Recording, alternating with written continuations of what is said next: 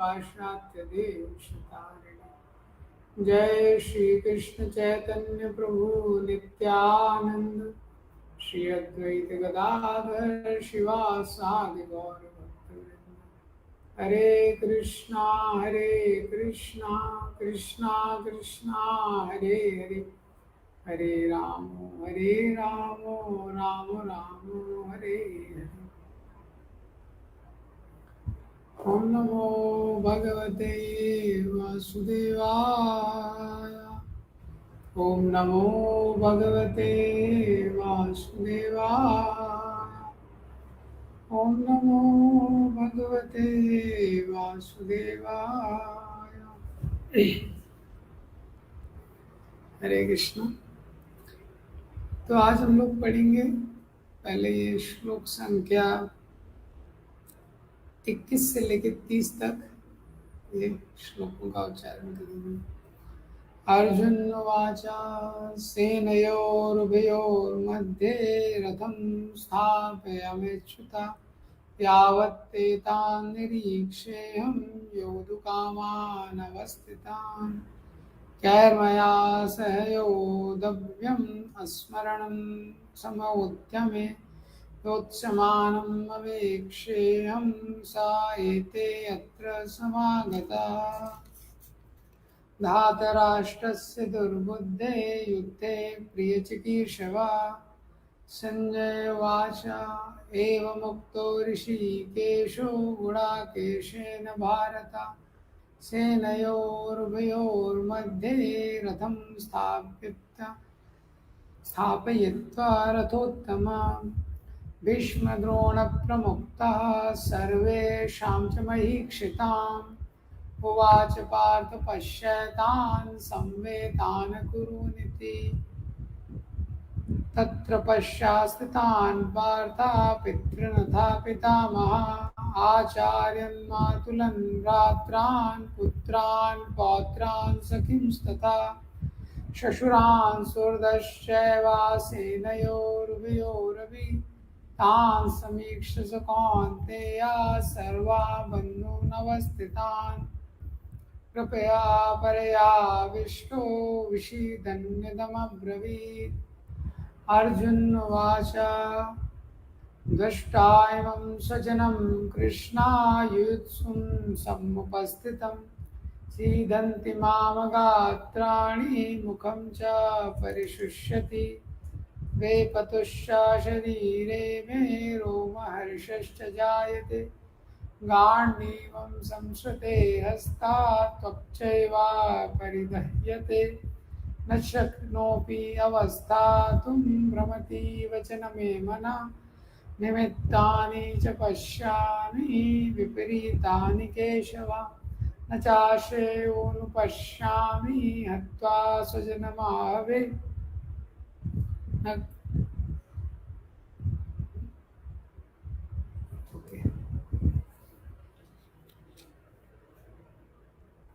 तो कल हमने 24 श्लोक तक देखा था। तो कल हमने देखा था कि ये जो अध्याय है 24th, तो इस अध्याय में 46 श्लोक हैं। 46 श्लोक में से जो पहले 27 श्लोक है उसमें सैन्य निरीक्षण की चर्चा है, और उसके बाद 28 से लेके 46 तक 5 कारण अर्जुन क्यों युद्ध नहीं करना चाहते। तो पहला जो पहले से 1 से लेके 27 श्लोक है उसके बाद 3 डिवीजन है। पहला डिवीजन है कि 1 से लेके तो शुरू के 11 श्लोक है उसमें प्रिपरेशन ऑफ वॉर। उसके बाद 12 से लेके 20 तक, 12 से लेके 20 तक साइन ऑफ विक्ट्री, विजय के लक्षण, जो कल हमने देखे थे।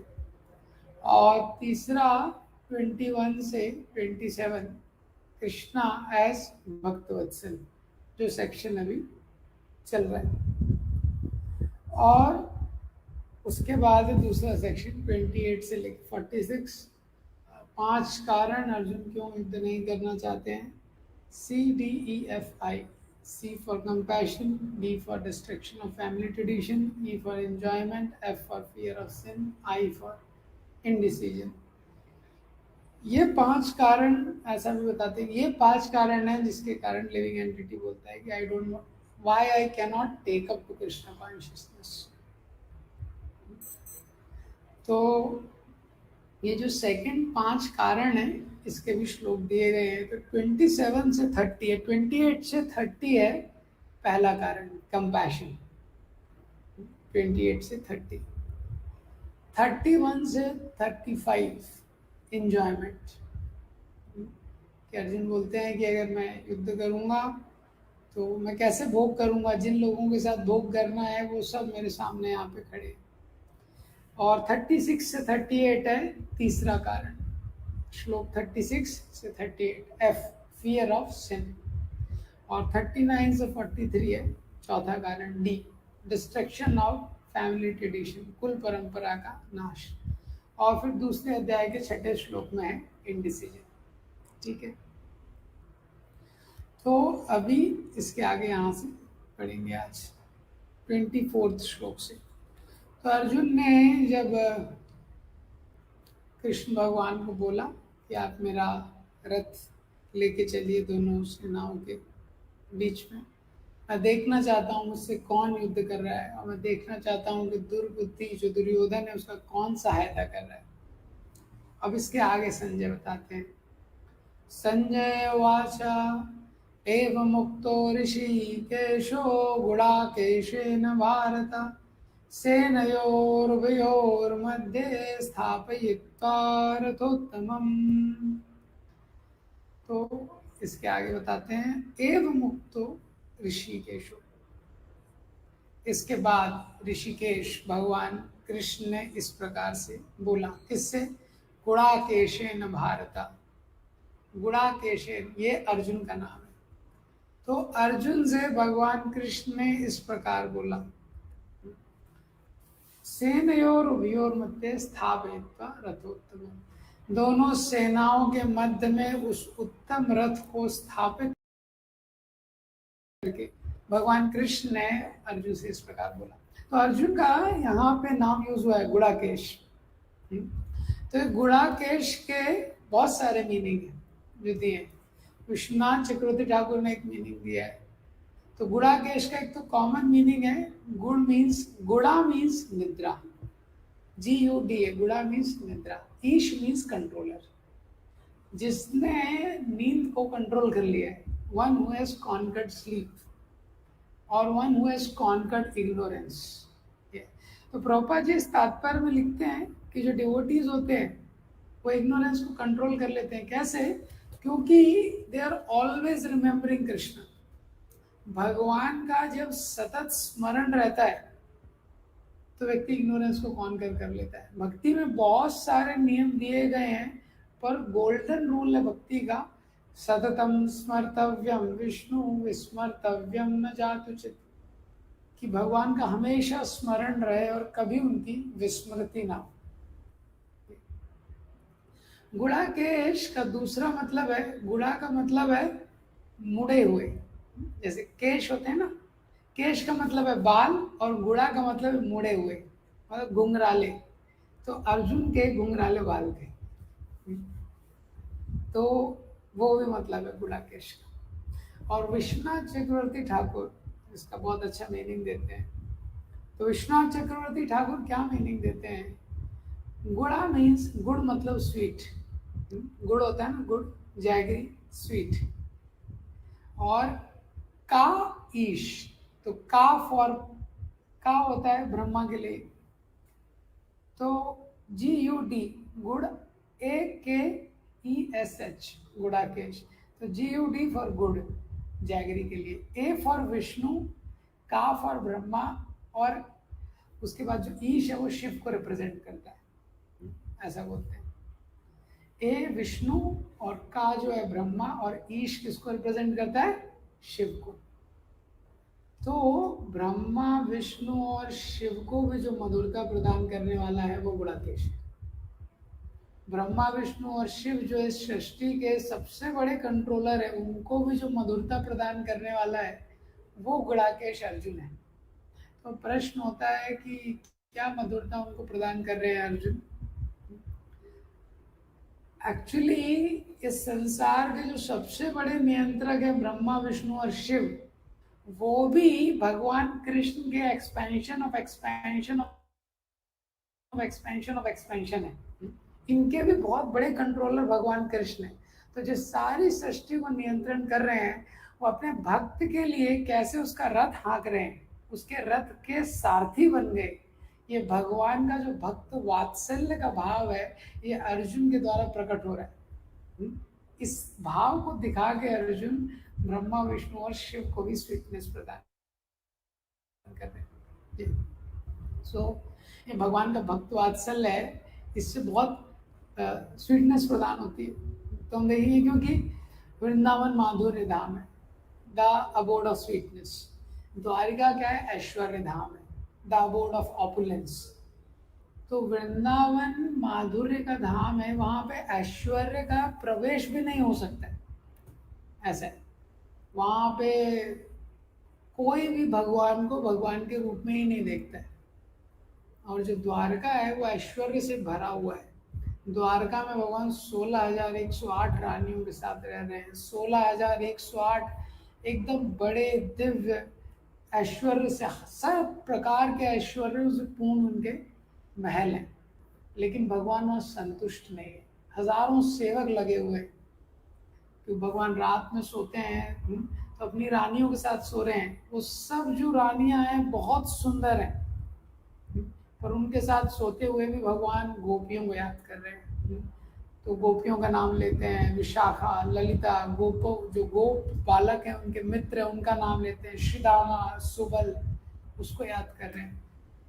तो वो रानियां सोचती हैं कब ये हमसे संतुष्ट है नहीं, ये हमेशा वृंदावन की याद करते रहते हैं। और द्वारिका में इतने व्यंजन है, ये तो द्वारिका में इतने व्यंजन है, रोज 56 भोग लग रहा है भगवान को, लेकिन भगवान उसे संतुष्ट नहीं है। तो 56 भोग लग रहा है, तभी भी वहाँ पे रानियों को लगता है भगवान यहाँ ढंग से खाते ही नहीं है। हाँ, और भगवान को वृंदावन में जो यशोदा मैया जो कलेवर उनको बना के देती थी, जब गाय चराने के लिए जाते थे तो पोटली में बांध के देती थी, वो उनको याद आता है कि कब मुझे वो प्राप्त होगा। ये तो ये स्वीटनेस है। हाँ, क्योंकि वृंदावन में जो यशोदा मैया, रोहिणी मैया, ये सब लोग वात्सल्य भाव में, तो ये स्वीटनेस गुणाकेश, तो अर्जुन के माध्यम से ये गुणाकेश, ये स्वीटनेस प्रदान हो रही। तो इस तात्पर्य में प्रभुपाद जी ने 24 के परपोर्ट में आप देखेंगे गुणाकेश और ऋषिकेश इन्हीं शब्दों को एक्सप्लेन किया। गुणाकेश और ऋषिकेश इन शब्दों को एक्सप्लेन किया। अब इसके बाद भगवान ने रथ कहाँ खड़ा किया वो बताते हैं। भीष्म द्रोण प्रमुक्ता सर्वेषां च महीक्षितान् उवाच पार्थ पश्यतान् संवेतान् कुरूनिति। भीष्म द्रोण प्रमुक्ता, भीष्म और द्रोण ये प्रमुख लोग हैं, कौरव सेना के जो प्रमुख लोग हैं। सर्वेषां च महीक्षिता, और इसके अलावा और भी बहुत सारे लोग हैं जो राजा हैं, महीक्षिता, बहुत सारे मुख्य राजा हैं। उवाच पार्थ पश्यतान, तो भगवान ने इस प्रकार बोला पार्थ से। क्या बोला? पश्यतान। अर्जुन ने क्या बोला था कि मैं देखना चाहता हूँ। योत्समानम अवेक्षेयम योद्धुकामान अवस्थिता। तो अर्जुन ने बोला था मैं देखना चाहता हूँ कौन कौन युद्ध करता है। तो भगवान ने बोला था अच्छा तुम देखना चाहते हो ना, पश्यतान, तो देखो। संवेतान कुरूनिति, देखो ये सारे लोग, संवेतान, ये सब लोग इकट्ठे हैं, इनको तुम देखो शायद युद्ध के लिए। तो अब अर्जुन तो युद्ध के लिए तैयार थे। वो क्या देखना चाहते थे? वो तो एक्चुअली देखना चाहते थे कौन कौन मेरे से युद्ध करना चाहता है, किसकी कितनी शक्ति है ये। लेकिन अभी क्या है, भगवान की भी एक योजना है। भगवान का प्लानिंग है कि अभी गीता का ज्ञान देना है ना, तो इसीलिए भगवान वो गीता के ज्ञान का एक्सेलरेशन कर रहे हैं। एक्सेलरेटर दबा दिया है कि जैसे गीता की डिलीवरी जल्दी हो, गीता के ज्ञान की। तो भगवान एग्जैक्टली अर्जुन का रथ खड़े करते हैं भीष्म और द्रोण के सामने। और यही दो लोग हैं जिनके लिए अर्जुन के हृदय में इतना सम्मान है जिसकी कोई सीमा नहीं है। हाँ? और भीष्म पितामह ने बचपन से पांडवों को खिलाया। पांडवों के पिता चले गए थे, पांडवों की मृत्यु हो गई थी, तो भीष्म की गोद में बैठे रहते थे। तो जब इतने छोटे थे अर्जुन तो भीष्म को खिलाते थे। हाँ, तो भीष्म को फादर फादर बोलते थे। तो भीष्म बोलते थे, I am not your father, I am your fathers father. तो भीष्म तुम्हारा पिता नहीं, मैं तुम्हारे पिता का पिता हूँ। तो अर्जुन को बहुत फ्रेश है वो सारी मेमोरीज, बहुत बहुत फ्रेश है उनकी चेतना में वो सारी यादें।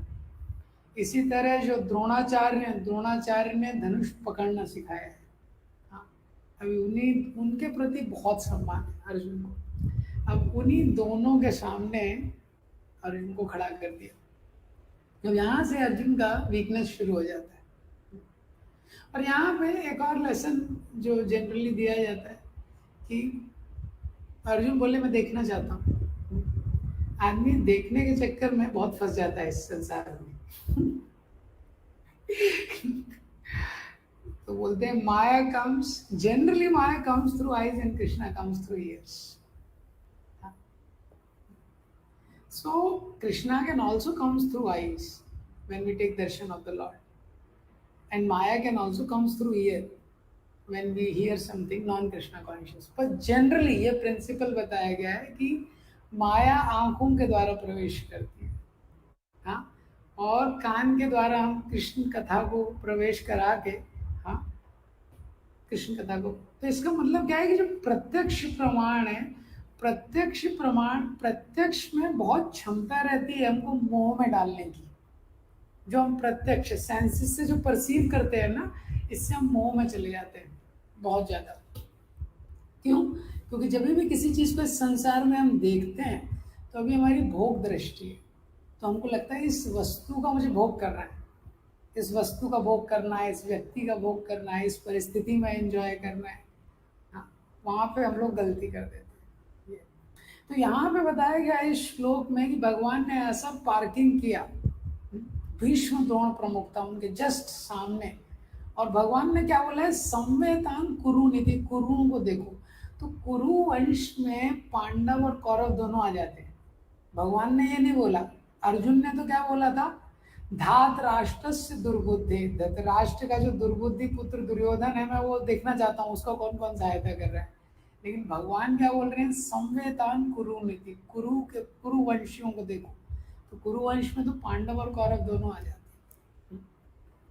तो ये बोल के भगवान ने अर्जुन का जो कुटुंब के प्रति स्नेह था उसको जागृत कर दिया।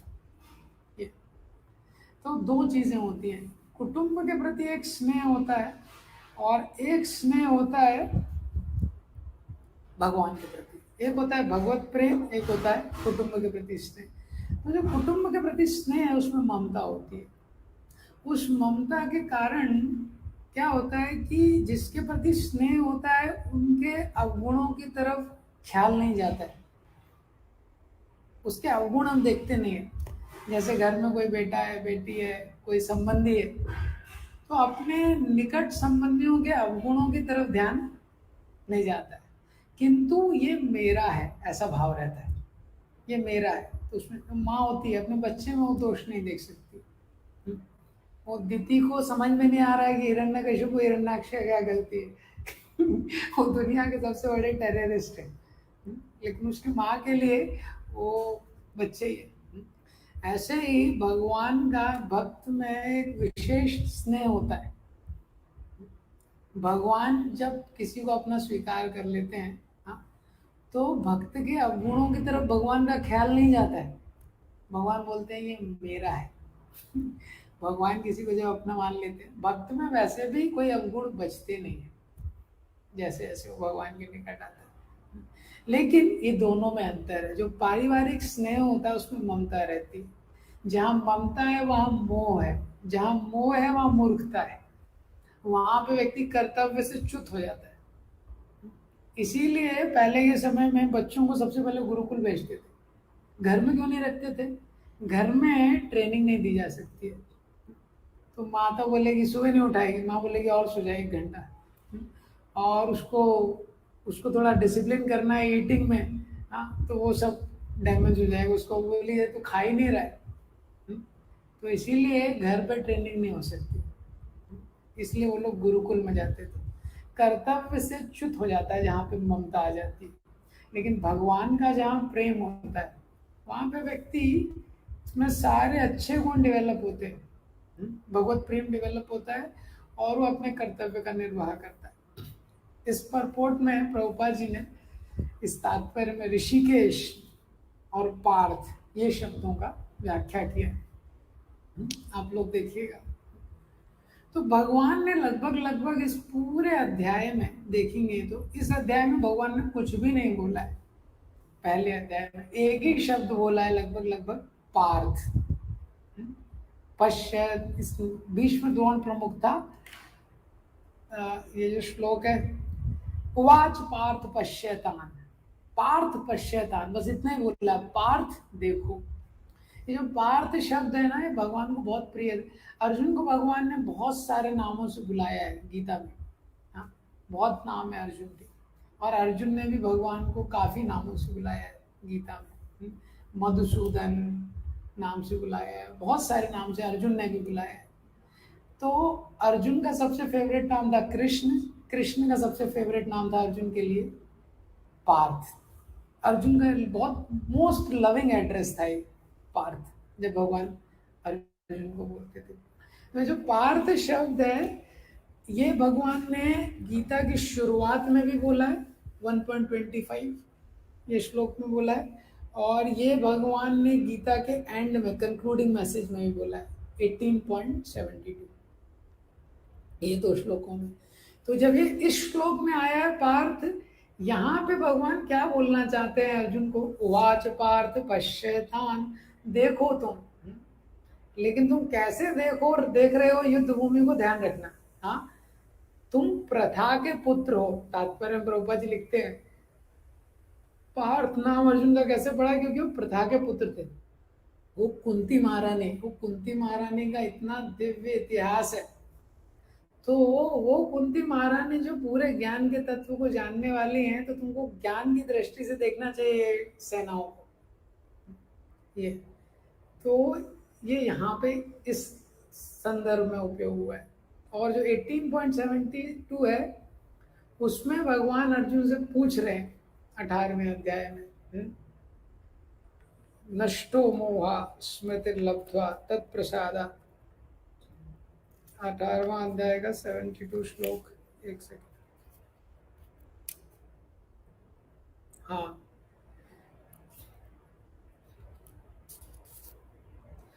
कच्चिदेतत् श्रुतं पार्थ त्वय्येकाग्रेण चेतसा कच्चित् ज्ञानसम्मोहः प्रनष्टस्ते धनंजय।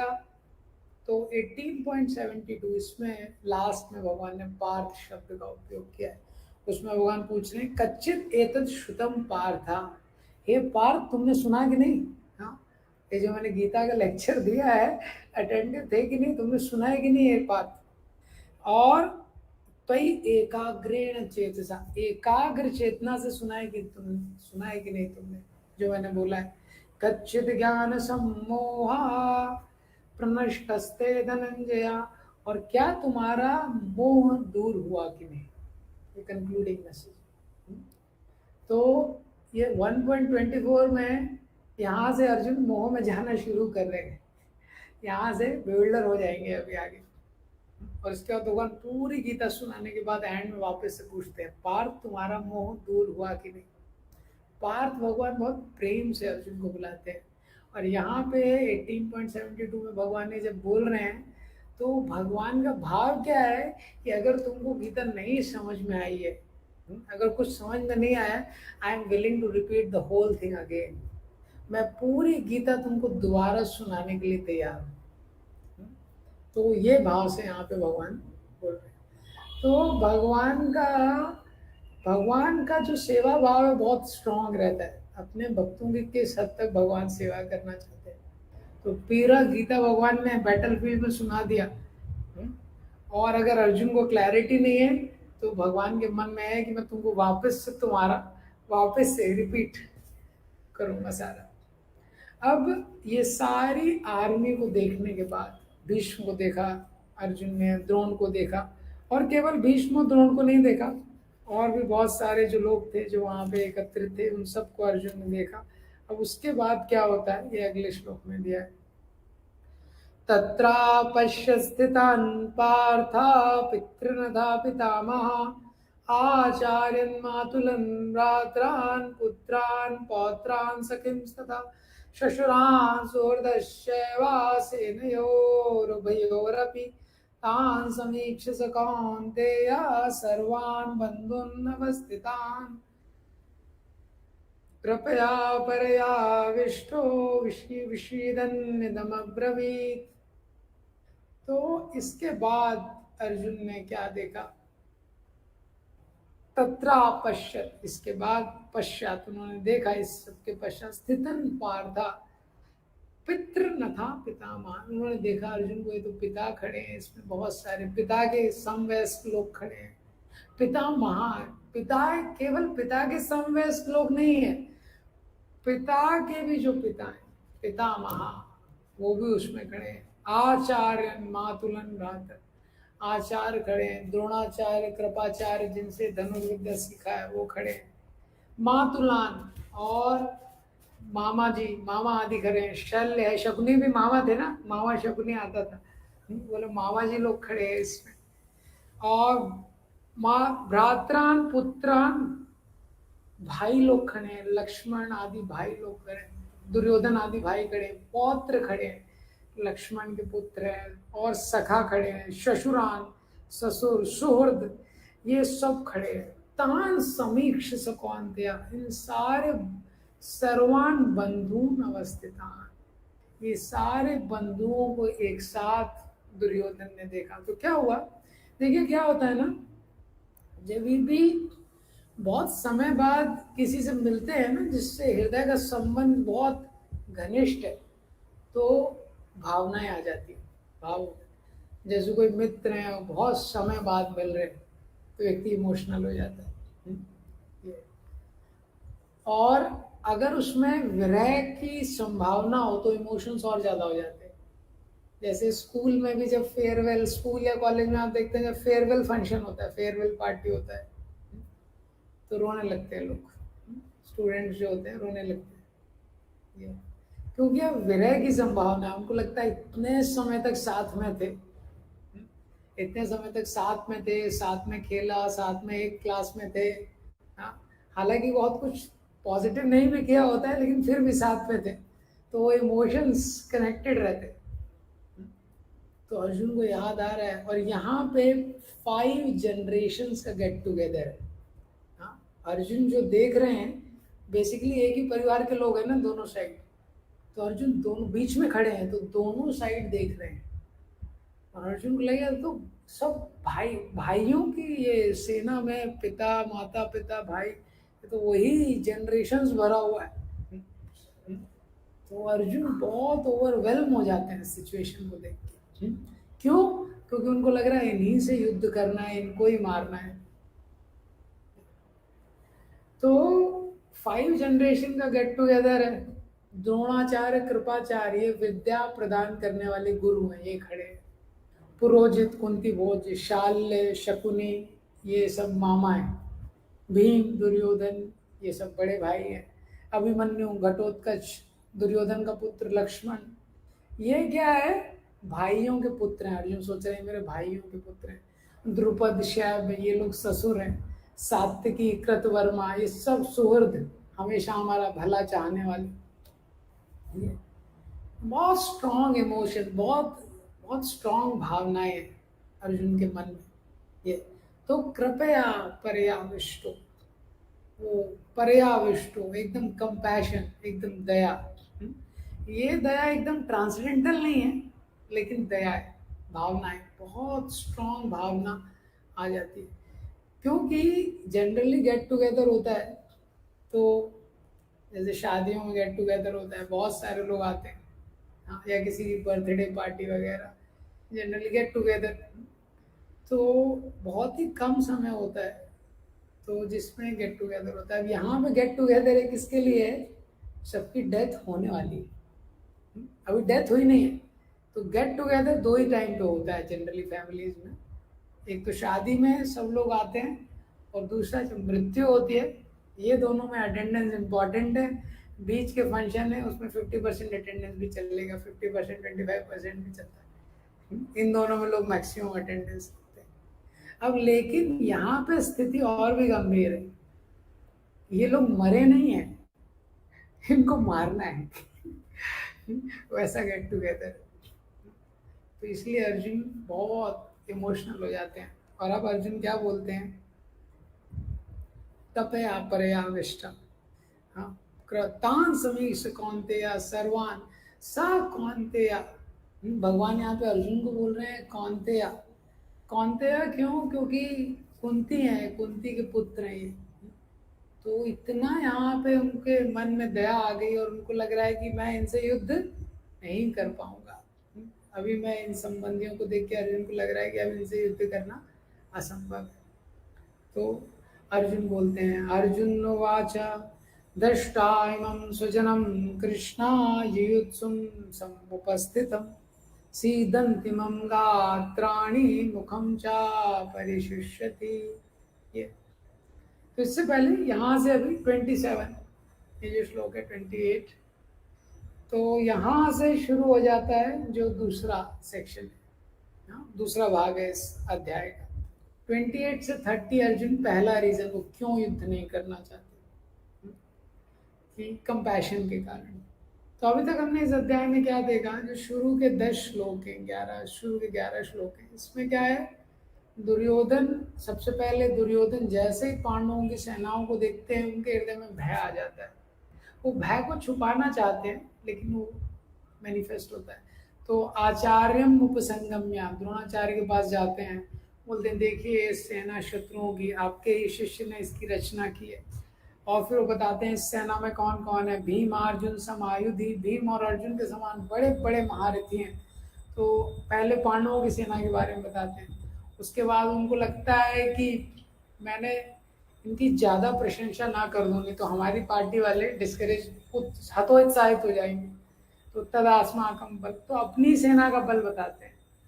तो भगवान भीष्मश्च कर्णश्च, भीष्म है, कर्ण है, कृपाचार्य हैं, अन्य च बहवा शूरा मदर्थे त्यक्त जीविता, और भी बहुत सारे सैनिक हैं जो मेरे लिए जीवन देने के लिए तैयार है। जिसमें विश्वनाथ चक्रवर्ती ठाकुर बोलते हैं कि वो मेरे लिए जीवन दे चुके हैं। उनकी मृत्यु निश्चित है। अब ये सब बताने के बाद 1.10 में दुर्योधन कंक्लूड करते हैं, अपर्याप्तम तदस्माकं बलम भीष्माभिरक्षितम पर्याप्तम तद इमे तेषां बलम भीमाभिरक्षितम। हमारा जो बल है वो इमेजरेबल है क्योंकि भीष्म इसकी रक्षा कर रहे हैं। इन लोगों का जो है वो मेजरेबल है, सीमित है। क्यों? भीम इसकी रक्षा कर रहे हैं, ऐसा बोलते हैं। तो ये कैलकुलेट करने के बाद फिर भीष्म संग, भीष्म बोलते हैं अरे भाई यहाँ पे क्यों ये सब क्या कर रहे हो? तो युद्ध की भूमि है, एक्शन का टाइम है।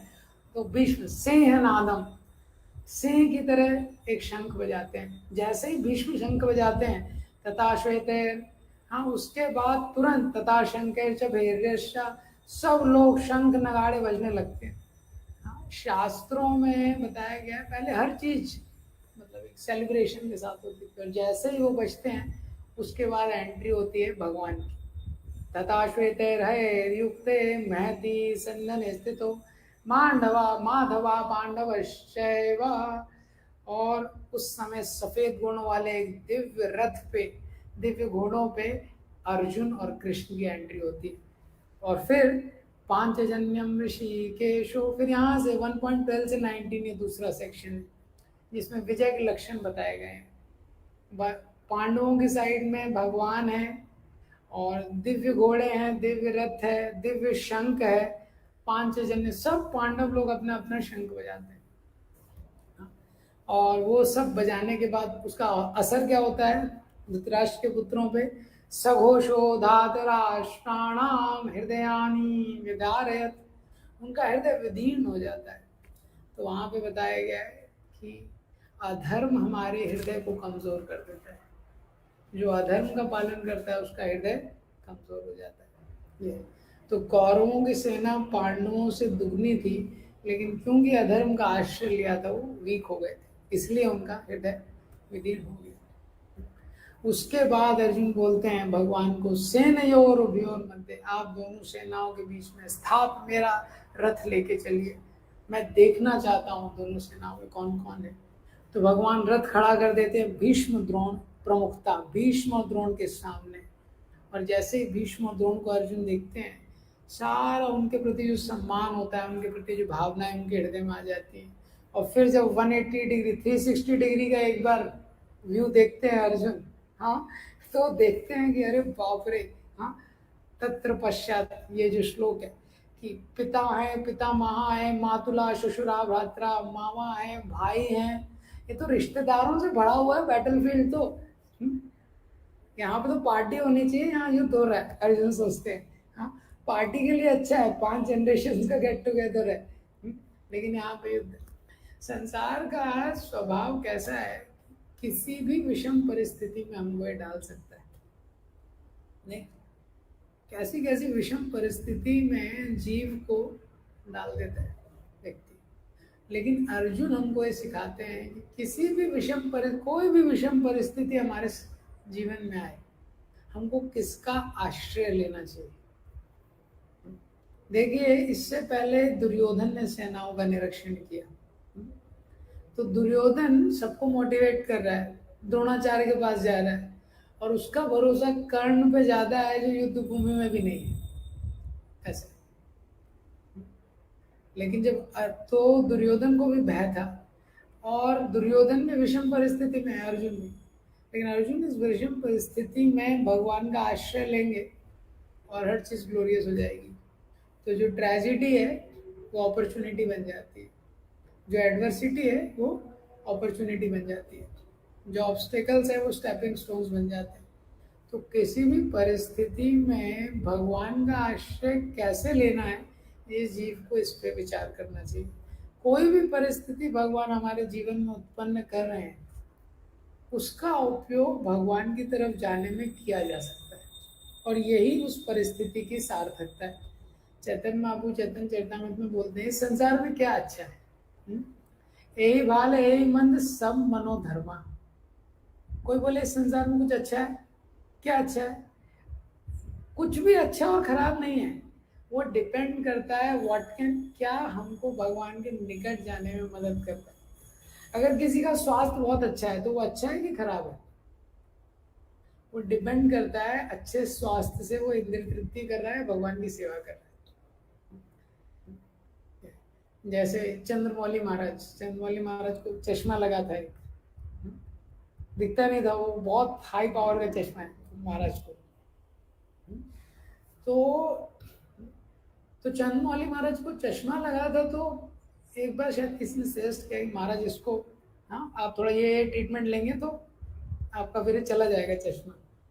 तो महाराज बोलते नहीं नहीं, अच्छा है, इससे मुझे कम दिखता है। तो इससे मुझे क्या है, कम दिखता है, I am less affected by Maya. तो स्वास्थ्य अच्छा है खराब है, तो अच्छा है कि बुरा है? किसी के पास कम धन है, किसी के पास ज़्यादा धन है, तो ज़्यादा धन होना अच्छा है कि खराब है? डिपेंड करता है हम उसका उपयोग कर रहे हैं भगवान का आश्रय लेने में या भगवान से दूर जाने में। ये अगर किसी का स्वास्थ्य खराब भी है, उसका भी वो उपयोग कर सकता है भगवान के निकट जाने में। ये किसी की परिस्थिति खराब है, उसका भगवान के निकट जाने में प्रयोग कर सकता है।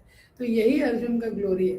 तो अर्जुन ने 5 जनरेशन का गेट टुगेदर देखा, और वो गेट टुगेदर देख के अर्जुन के हृदय में बहुत ज़्यादा दया उत्पन्न हो गई। अर्जुन को लगा कि मैं इनसे युद्ध नहीं कर पाऊंगा। ये जो कंपैशन है पर्याय, ट्रांसेंडेंटल कंपैशन नहीं है, ये कोई दिव्य उन्माद नहीं है। ये क्यों है? क्योंकि अर्जुन का बॉडी का रिलेशन है उनसे। तो अर्जुन बोलते हैं, दृष्ट्वा इमं स्वजनम कृष्णा विस्मय सम युत्सुम समुपस्थितम सीदंति माम गात्राणि मुखम च कि हे कृष्ण, कृष्ण बुला रहे हैं, दृष्टवा इमम स्वजनम, मैं अपने इन स्वजनों को देख के, युयुत्सुम, ये मेरे से युद्ध करने के लिए, समुपस्थितम, सामने खड़े हैं। हाँ, अरे जिन भीष्म और द्रोण की मैं पूजा करता हूँ अपने हृदय में, ये आज राइफल लेके मेरे सामने युद्ध करने के लिए खड़े हैं। सीदंति माम गात्राण, हाँ, मेरा शरीर है, मेरे अंग है, ये कांप रहे हैं। मुखम चा परिशुष्यति, मेरा जो मुख है ये सूख रहा है। तो यहाँ से ये अर्जुन के भाव में, अभी यहाँ से मेरे ख्याल से आज टाइम हो गया, कल से यहाँ से करेंगे। ग्रंथराज श्रीमद् भगवद गीता की जय। श्रील प्रभुपाद